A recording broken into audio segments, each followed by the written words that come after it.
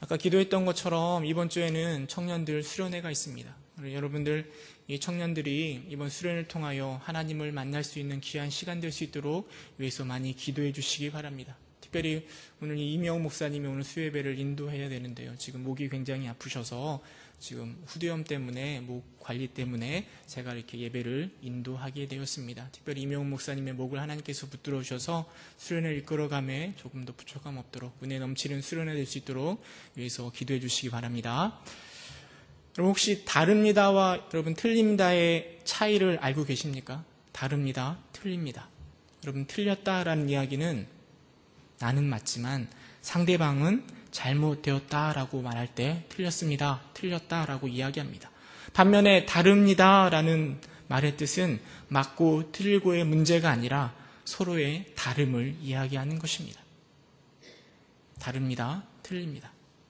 그런데 우리는 상대방을 이해하고 존중하고 인정하는 일이 참 어색한 것 같습니다.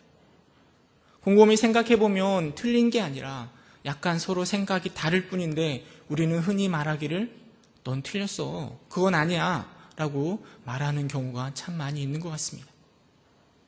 그냥 나와 생각이 다를 뿐인데, 나와 조금 입장이 다를 뿐인데 우리는 너무나 쉽게 그들은 틀렸다라고 정죄하거나 그렇게 이야기해버리는 경향이 참 많은 것 같습니다. 반면에 나는 항상 옳은 사람, 내가 생각하고 내가 판단하는 것은 항상 옳은 일이라고 생각하는 것 같습니다. 제가 예전에 섬겼던 교회에서 어떤 일이 있었는가 하면 어떤 장로님이 계셨는데 그 장로님은 이 교회 예배 때 장구 치는 것을 절대 인정하지 않으셨습니다. 절대 교회 안에서 이 장구를 치면 안 된다라고 생각하셨습니다. 왜냐하면 그 장로님이 생각할 때 과거에 이렇게 굿을 하거나 굿판을 벌리면 항상 장구가 악기로 많이 사용되었었잖아요. 그런 경험들이 너무 많으셔서 예배 때 많은 악기가 있는데 왜 하필 장구를 하나님께 예배 드려야 찬양해야 되는가라고 하면서 극구 반대하셨던 분이 계셨습니다. 그런데 그 교회 지휘자님의 전공이 무엇이었는가 하면 국악이었습니다. 국악이다 보니까 장구에 대해서 좀 함께하고 싶고 또 국악 찬양도 많이 있는데 그런 찬양을 드릴 때는 장구를 쓰고 싶고 하는 마음이 늘 계셨던 것 같습니다. 그래서 한 주는 그 지휘자님이 장구를 가지고 함께 찬양하면서 이렇게 찬양했을 때 그 장로님이 어떻게 했을까요? 네, 그냥 나가시더라고요. 그러면서 서로 관계가 좀 많이 이렇게 좀 불편했던 관계의 모습을 제가 본 기억이 있습니다. 언뜻 생각해보면 이거는 누가 틀리고 맞다의 문제가 아니라 서로의 입장이 다른 것뿐인데 우리는 그런데 그 다른 것을 인정하지 못하고 그 안에서 심각하게 갈등을 일으키는 경우가 종종 있는 것 같습니다. 하나님을 섬기고 또 사랑이 넘치는 교회임에도 불구하고 이 다름의 문제를 잘 극복하지 못하고 우리 안에 많은 어려움으로 넘어오는 것 같습니다. 오늘 말씀을 통하여서 우리가 서로를 용납하고 서로 다른 자들을 인정하고 서로 화평하는 것이 왜 이렇게 중요하고 중대한 일인지 함께 고민하고 생각해 보고자 합니다. 여러분, 초대교회에서 가장 큰 문제거리, 골칫거리가 무엇이었는가 하면 민족적인 갈등이 있었습니다.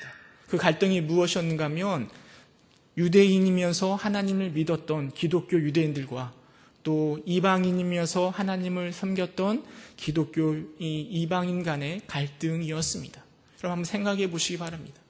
유대인들은 과거 어려서부터 할례를 받았고 율법의 교육을 받아왔고 율법대로 살아오면서 하나님을 제사하는 방법들과 하나님을 섬기는 방법들을 너무나 잘 알고 있는 사람들입니다. 그러나 그들이 예수님을 믿고 함께 구원의 길로 나아갔습니다. 반면에 이방인들을 생각해보면 이방인들은 하나님이 누구인지 아무것도 모릅니다. 어떻게 예배해야 되는지 제사의 방법이 무엇인지 아무것도 모릅니다. 그러나 어느 날 그들은 예수님을 믿고 구원에 이르게 되었고 함께 교회로 섬기며 예수님께 나아갔습니다. 두 사람이 바라볼 때요, 두 사람의 바라보는 관점은 너무나 다릅니다. 유대인들이 저 이방인들을 바라볼 때 너무나 답답합니다. 이들은 개념이 없죠. 어떻게 하나님을 섬겨야 되는지, 무엇을 먹고 무엇을 마셔야 되는지 하나님 앞에 예배하는 방법들을 전혀 모릅니다.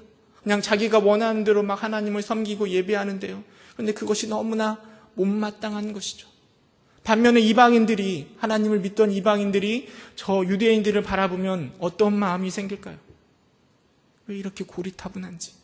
예수님을 통하여 다 없어진 게 언젠데 아직도 율법을 붙들고 할례를 받아야 된다고 이렇게 강요하는 그 사람들이 너무나 못마땅하였을 것입니다.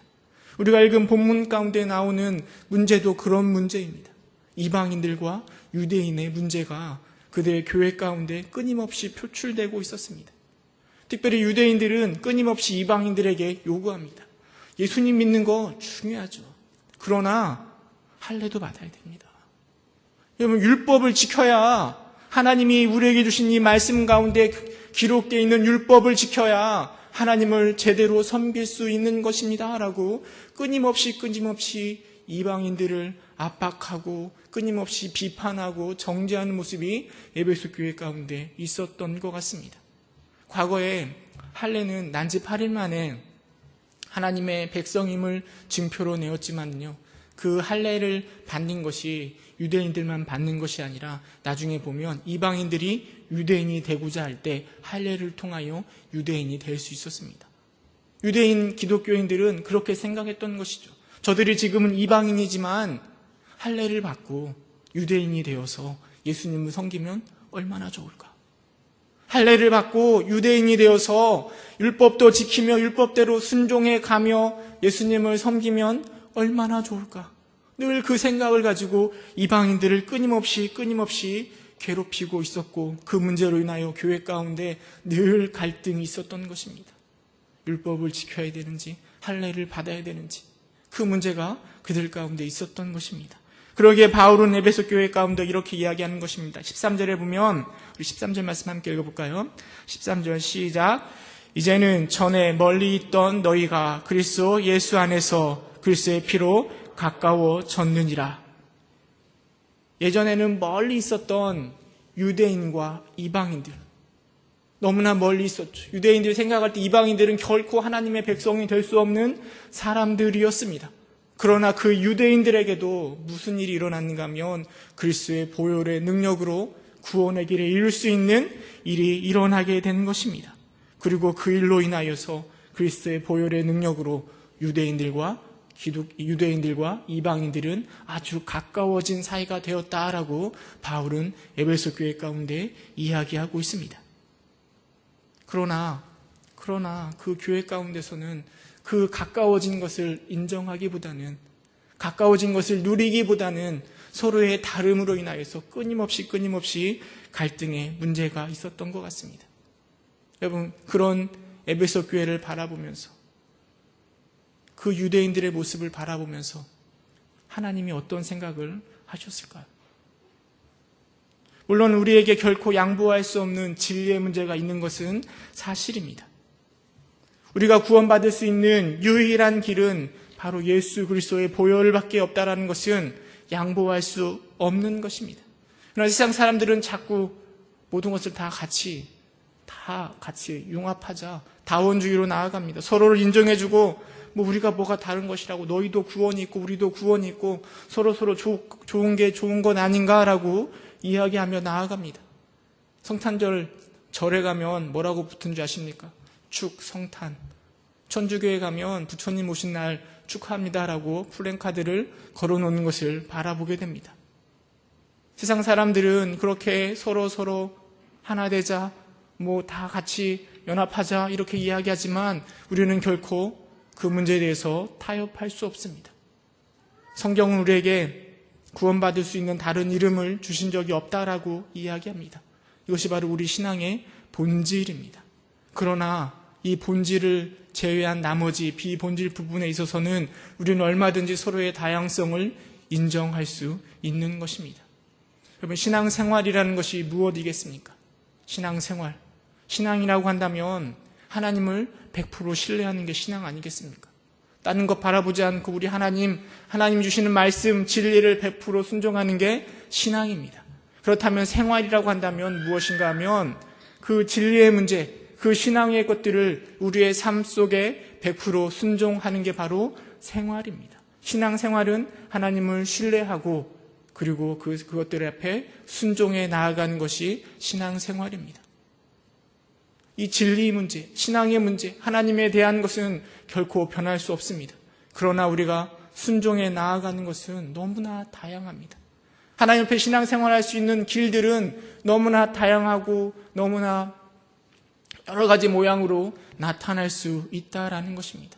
어떤 분들은 새벽 기도하는 것을 좋아할 수 있습니다. 그러나 어떤 분들은 새벽에 일어나는 것이 너무 힘들 수 있습니다. 어떤 분들은 찬양하는 것을 너무 좋아할 수 있지만 어떤 분들은 말씀 보는 것이 더 좋을 수도 있습니다. 어떤 분들은 기도하는 것을 더 좋아할 수도 있습니다. 어떤 분들은 신앙이 깊이가 더하여져서 11조 드리는 것이 기쁠 수도 있습니다. 그럼 어떤 분들은 아직 연약하여서 11조 드리는 것이 부담스러울 수 있습니다. 신앙생활함에 있어서 우리는 이렇게 다양한 모습으로 하나님을 섬길 수 있습니다. 그러나 내 신앙생활의 모습이 무조건 옳다라고 우긴다면, 누군가가 무조건 이렇게 신앙생활을 해야 된다라고 우기고만 있다면, 우리 모든 교회 가운데 그렇게 각자마다 자신의 신앙생활의 모습이 가장 현명한 모습이라고 우기게 된다면 우리 교회의 모습은 어떻게 될까요? 아마도 결코 하나 되지 못하고 늘 깨어지고 늘 분리하고 교회로 모이기가, 한 곳에 모이기가 점점점 힘들어질 것입니다. 그러나 우리 교회의 모습은 어떠한가 하면 14절에 이렇게 기록하고 있습니다. 2장 14절에 그는 우리의 화평이신지라 둘로 하나를 만드사 원수된 것 곧 중간에 막힌 담을 자기 육체로 허시고 라고 바울은 에베소 교회 가운데 이야기하고 있습니다. 하나님께서는 그리스도를 통하여 우리 안에 화평을 이루어 주셨습니다. 서로 다른 우리들을 주님 안에서 하나 될 수 있도록 만들어 주셨고 우리 안에 있는 막힌 담을 허무셨습니다. 서로가 다르지만 서로의 모습이 조금씩 달라서 우리랑 자꾸 부딪힐 수 있지만 성경이 우리에게 말해주고 있는 교회의 모습은 그것들이 주님 안에서 하나 되고 화평하였다라는 것입니다. 이게 바로 우리 교회의 또 기독교의 정신이라 생각되어집니다. 처음에 한국에 기독교가 들어왔을 때 그때 우리 한국 땅의 모습은 어떠했는가 하면 양반과 쌍놈의 모습으로 이런 제도들, 이 계급의 모습이 아주 분명하게 드러나던 때였습니다. 100년 전에 그 당시에 교회가 세워졌을 때 가장 천대받던 사람들을 꼽으라고 한다면 아마 백정을 꼽을 수 있을 것입니다. 당시에 백정이라고 한다면 사는 곳도 어느 한 곳으로 정해져 있었고요. 상투를 틀지도 못하였고 늘 천대받던 사람이 바로 백정입니다. 처음에 교회가 세워졌을 때 백정 중에 박성춘이라는 사람이 있습니다. 그 사람이 백정이었는데요. 자신은 천대받는 게 너무 싫어서 자신의 아들을 어디에 보냈는가 하면 당시에 토마스 무어라는 선교사님이 세운 곤당교 교회에 보냈습니다. 그 교회에서 학교를 운영하는데요. 그 학교에 보낸 것입니다. 그래서 저곳에서 교육을 받으면 좀 달라지지 않을까 하는 생각 가운데 그 학교를 보낸 것입니다. 그러다가 이 박성춘이라는 백정에게 콜레라가 걸리게 되었습니다. 콜레라가 걸렸다라는 이야기를 사무엘 무어 목사님이 알게 되고요. 그리고 함께 선교사로 왔던 에비슨 선교사님과 함께 그 백정 마을에 찾아가서 그 백정을 잘 간호해 주었다라고 이야기합니다. 그리고 그 치료를 통하여서 박성춘이라는 그 사람이 콜레라에서 회복되었다라고 합니다. 그런데요, 그 박성춘이라는 분이 그 모습에 너무 감동을 받았습니다. 특별히 왜냐하면 이 함께 데려온 에비슨 선교사님이 어떤 일을 했는가 하면 제중원에서 고종황제 주치의를 감당하고 있었다라고 하는 것이죠. 한번 생각해 보시기 바랍니다. 백정을 위하여서 고종황제의 주치의가 그 마을까지 찾아와서 감염될 수도 전염될 수도 있는 콜레라를 치료해 주었다라는 것이 그들에게 너무나 큰 감동이 되었습니다. 그래서 박성춘이라는 온 가족이 그 곤당골 교회에 참여하게 동참하고 예배드리기 시작했습니다. 그런데 그냥 대충 예배만 드리는 것이 아니라 얼마나 열정적으로 주님을 섬기기 시작했는가, 막 전도해서 사람들을 막 불러오기 시작합니다. 그런데 그게 그 곤단골 교회의 큰 문제거리가 되었습니다. 왜냐하면 그 곤단골 교회는 주로 양반들이 모이는 교회였거든요. 근데 어느 날 갑자기 이 박성춘이라는 백정이 들어오더니 그 사람이 누굴 전도하겠습니까? 같은 일 하던 사람들을 막 전도해서 그 교회 안에 백정들이 점점점 많아지니까 그 양반들이 그 목사님에게 항의를 하는 것입니다. 제발 이제는 저 박성춘이라는 사람을 교회에 못 오게 했으면 좋겠다라고 이렇게 항의를 하였습니다.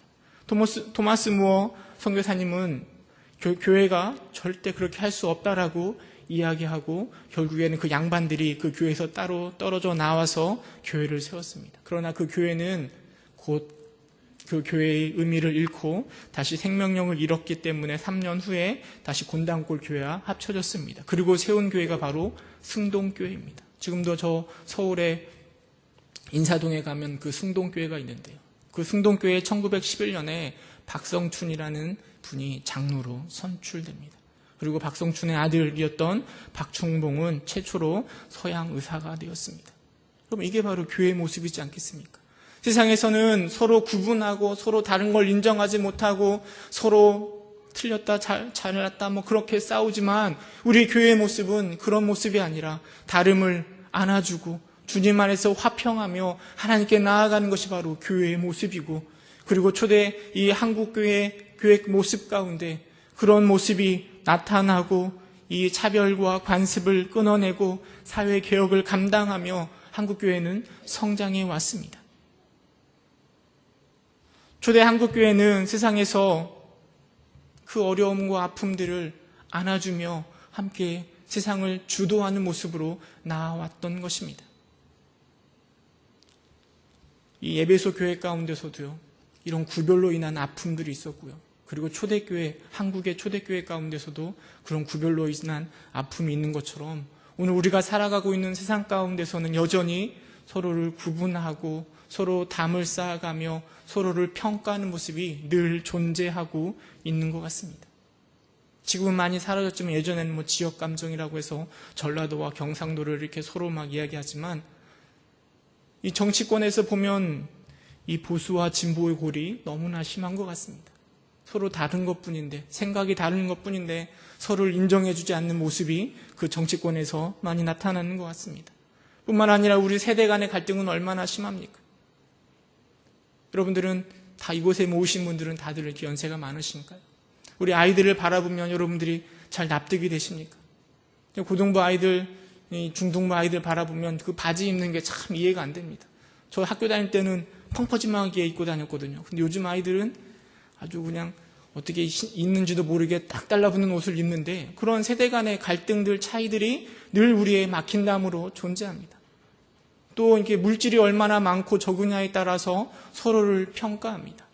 얼마나 좋은 차를 타고 다니는지, 얼마나 높은, 얼마나 좋은 아파트에 살고 있는지, 학벌에 따라서 어떤 학교를 다니고 있는지, 어떤 직장을 다니고 있는지, 또 요즘 미디어가 발달해서요, 외모에 따라서 또 서로를 구분하고 판별합니다. 얼마나 잘생겼는지 못생겼는지, 외모에 따른 차별들, 이런 것들이 우리 안에 늘 끊임없이 사라지지 않고 서로를 구분짓고 갈등하며 우리를 힘들게 합니다.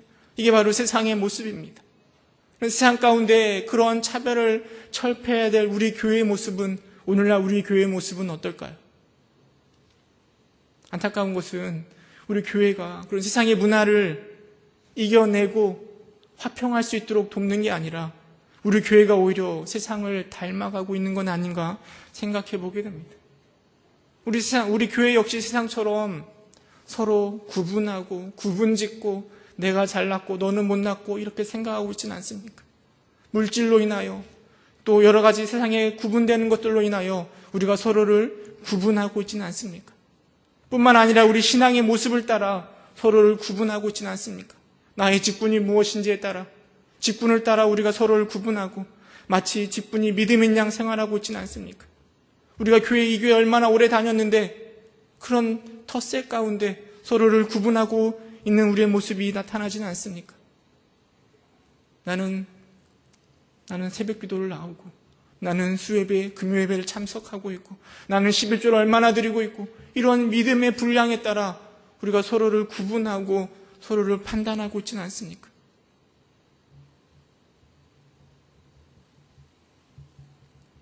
그래서 교회를 잘 아는 사람들은요, 교회에서 늘 경건한 척 해야 한다고 합니다.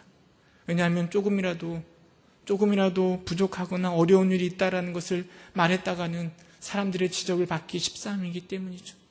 왜 그렇게 못했는가 하면 네가 새벽 기도를 안 나와서 그래. 네가 이걸 안 해서 그래. 네 신앙이 엉망이어서, 네가 틀려서, 네가 잘못 섬겨서 그런 어려움이 있을 거야 라는 지적을 받기가 싫어서 많은 사람들은 늘 경건한 척, 늘 주님을 잘 섬기는 척, 아무 일도 없는 것처럼 하나님 앞에 나아가고 있는 것은 아닌지 우리는 우리의 모습들을 생각해 보아야 될 것입니다. 물론 성경을 아는 지식, 또 거룩한 직분을 갖고 있는 것, 믿음의 성숙도, 이것은 너무나 우리에게 중요합니다. 그러나 그 중요한 것을 잘못 사용해서는 안 될 것입니다. 그 중요한 것을 우리를 서로를 구분하는 일에 사용한다라면 우리 하나님이 얼마나 속상해 하실까요? 하나님의 은혜 가운데 우리가 그 자리에 서 있고 그 믿음을 가지고 있음에도 불구하고 이것이 마치 내 것인 양 교만해지고 이것을 가지고 서로를 정죄하고 판단한다면 하나님은 그로 인하여서 굉장히 실망하실 것입니다. 바울은 그리스도를 통하여 하나님이 하신 일을 다시 한 번 더 찬찬히 에베소 교회 가운데 그리고 우리들에게 이야기합니다. 우리 14절 말씀 다시 한 번 더 읽어보도록 하겠습니다. 14절 함께 읽겠습니다. 시작.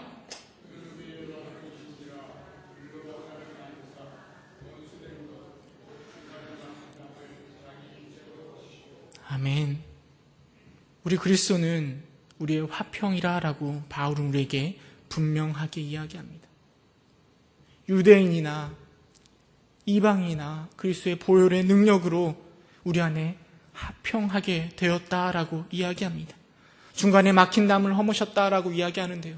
당시에 성전에 들어가면 실제로 이 이방인과 유대인 사이에 담이 있었다고 합니다.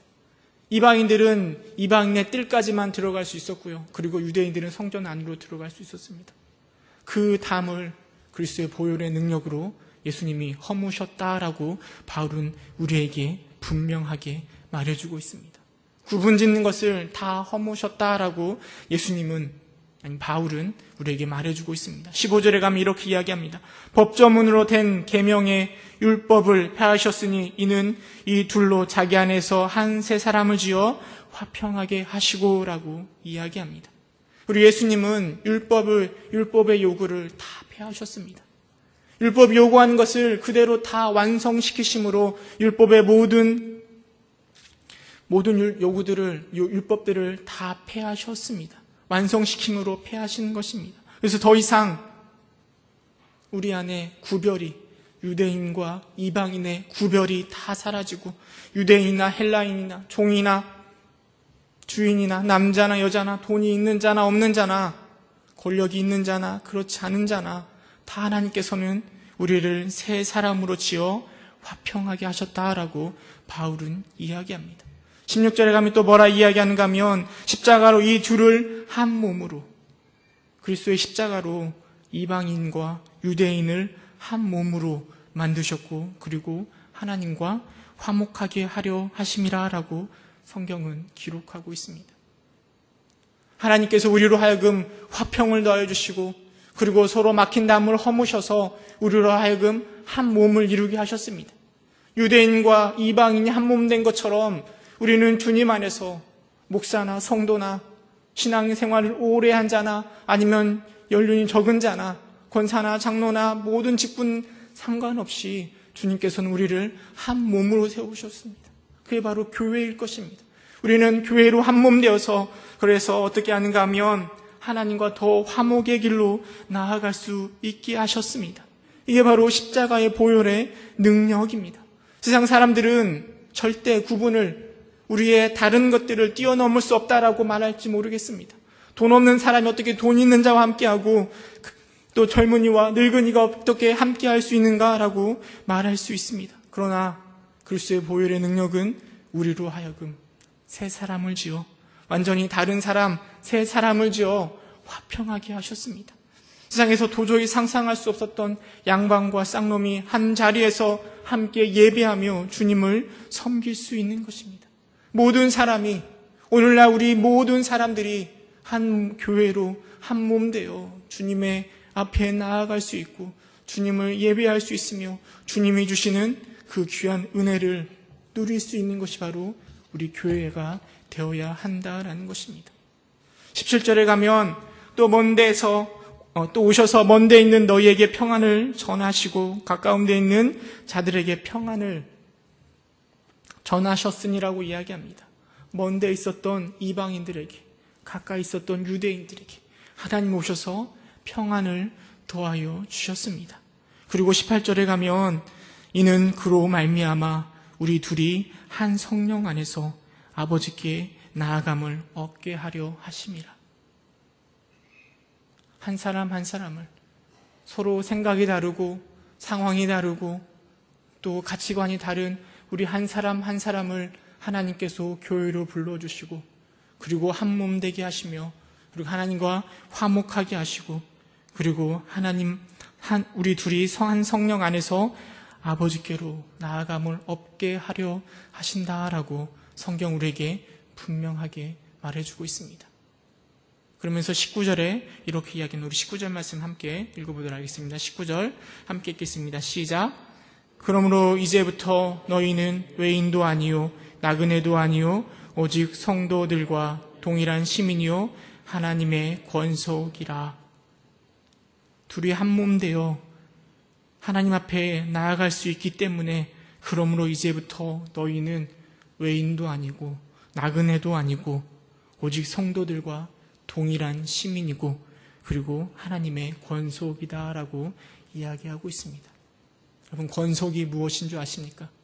권속은 바로 가족을 이야기합니다. 전에는 저 멀리 있었던 그 이방인들이 이제는 그리스도의 보혈의 능력으로 우리의 가족이 되었음을 바울이 우리 가운데 선포하고 있는 것입니다. 여러분, 옆에 있는 사람 한번 바라보시기 바랍니다. 잘생기셨나요? 네, 잘생기셨나요? 어쩌면 우리와 너무나 다른, 나와는 너무나 다른 사람일 수 있습니다. 어쩌면 나와 정말 안 맞을 수 있는 사람이고 어쩌면 나와 성향이 너무나 다를 수 있는 사람입니다.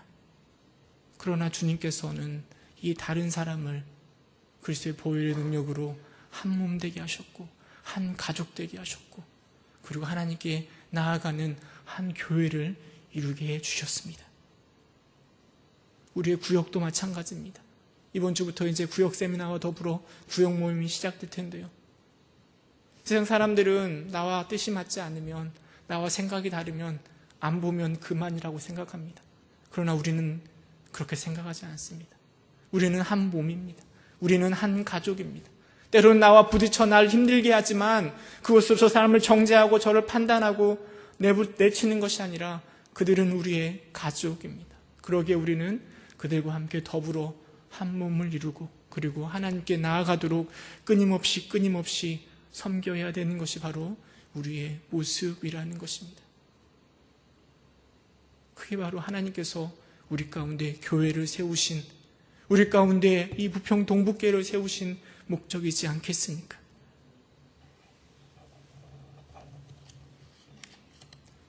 (20절에는) 바울은 이렇게 이야기합니다. 너희는 사도들과 선지자들의 터 위에 세우심을 입은 자라.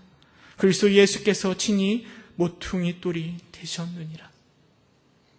우리 교회는 우리의 힘으로 이루어진 것이 아니라, 우리의 교회는 우리가 하나님을 잘 섬긴다고 해서 이루어진 것이 아니라 우리 믿음의 조상들의 터 위에 우리 예수 그리스도께서 모퉁이 돌이 되어 주셨었고 그 모퉁이 돌 위에 우리 교회가 세워졌음을 바울은 우리에게 이야기해 주고 있습니다.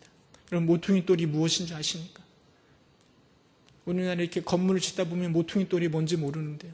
옛날 시골에 한옥 같은 거 지으면 이렇게 머릿돌이라고 해가지고 주춧돌을 딱 세우고 그 위에 기둥을 세우는데요. 근데 건물을 지을 때 가장 중요한 게 바로 이 주춧돌, 머릿돌, 모퉁이 돌이 되는 것 같습니다. 그 모퉁이 돌, 우리의 교회의 든든한 모퉁이 돌이 누가 되는가 하면 바로 예수님이 되어주시고 우리로 하여금 이 교회를 이루어갈 수 있도록 해주신다라는 것입니다. 근데 저는 더 중요한 게 21절, 22절 말씀이라 생각합니다. 하나님께서 예수 그리스도를 통하여 우리 교회를 세우셨는데요.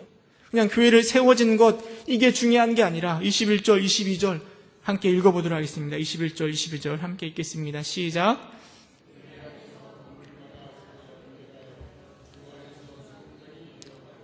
너희도 성령 안에서 하나님의 거하실 초소가 되기 위하여 그리스도 예수 안에서 함께 지어져 가느니라. 아멘. 그 안에서 건물마다 서로 연결되어 주 안에서 성전이 되어 간다라고 이야기합니다. 저는 이 말씀을 읽으면서 어떤 이미지가 떠올랐는가 하면요, 여러분, 건물을 지을 때 주춧돌 위에 기둥을 세웁니다. 아마 우리는 그 주춧돌, 예수 그리스도의 이 모퉁이 돌 위에 세워져 있을 것입니다. 그래서 예수님을 통하여 우리는 얼마든지 하나님을 바라볼 수 있습니다. 그러나 이 하나님만 바라보는 것으로는 건물이 될 수 없습니다. 어떻게 해야 되는가 하면 성경에서 기록하는 것처럼 건물마다 서로 연결되어져 가야 되는 것입니다.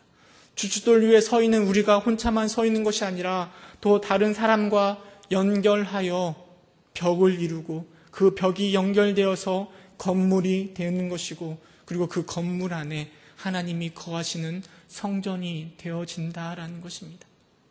그냥 우리가 하나님을 잘 섬긴다고 하여서 성전이 되어져 가는 것이 아니라 주님 위에 서 있는 우리가 서로 연결되어 함께 연합하여 함께 화목하며 우리의 막힌 담을 허물고 주님 안에서 주님 앞에 나아갈 때, 그때 우리가 하나님이 거하시는 성전이 되어져 간다라는 것입니다. 22절에 이렇게 이야기합니다. 너희도 성령 안에서 하나님이 거하실 처소가 되기 위하여. 너희도 주님 안에서, 교회가 주님 안에서 하나님이 거하실 처소가 되기 위하여 그리스도 예수 안에서 함께 지어져 가느니라.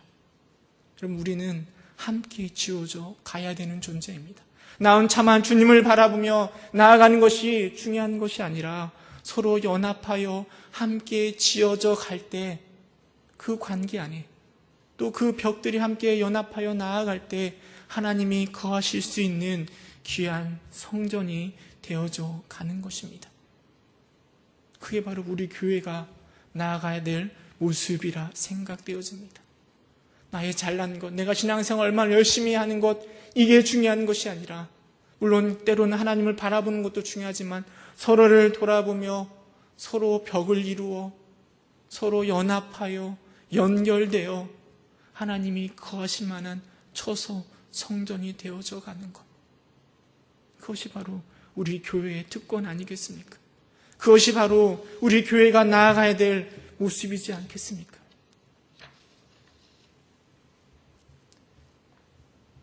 이미 하나님께서는 예수 그리스도를 통하여 우리 안에 있는 막힌 모든 담을 허무셨습니다. 우리는 허물어진, 그래서 주님 안에서 한 몸 된 교회입니다. 그런데 오늘 우리가 교회를 섬길 때 혹여나 우리가 새롭게 다시 담을 쌓고 있지는 않습니까?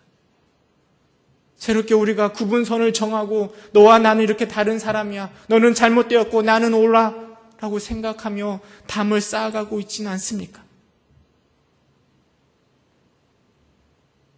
이 모든 담은 이미 주님께서 허무셨습니다. 이제는 그 화평을, 그 교회의 모습을 우리가 누리면 되는 것입니다. 서로 연합하여 함께 더불어 지어져 감으로 하나님이 거하시는 귀한 성전 이루어 가시기를 주님의 이름으로 축원합니다. 함께 기도하겠습니다. 은혜가 풍성하신 하나님, 주님께서 우리 안에 막힌 담을 허무시고 우리로 하여금 귀한 교회, 하나님의 몸 된 우리 교회를 세우셨는데, 하나님, 우리가 여전히 세상의 생각을 가지고 또다시 담을 세우고 있지는 않습니까? 하나님, 우리 어리석음을 깨트려 주시고, 하나님, 모든 담을 허물고, 하나님, 우리가 서로 연합하여 그리스도 안에서 함께 지어져 가며 성령 안에서 하나님이 거하실 귀한 처소, 성전 될 수 있도록 주님께서 인도하여 주옵소서. 예수님의 이름으로 기도드립니다. 아멘.